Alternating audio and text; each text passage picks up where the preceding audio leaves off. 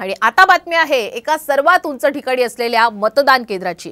भोर विधानसभा मतदारसंघातील रायरेश्वर मतदान केंद्रापर्यंत पोहोचण्यासाठी पथकाला लोखंडी शिडीचा वापर करावा लागलेला आहे। मतदान पथक हे तब्बल 1 तास पायी प्रवास करून केंद्रावर पोहोचलेलं आहे।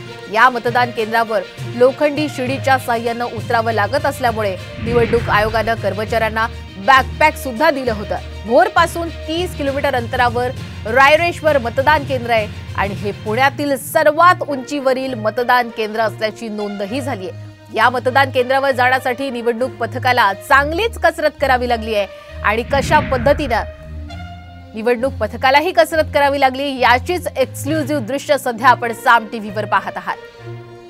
पुणे जिल्ह्यातील भोर येथील हे सर्वात उंच मतदान केंद्र आहे आणि साम टीव्हीवर याची आपण एक्सक्लुझिव्ह दृश्य पाहतोय।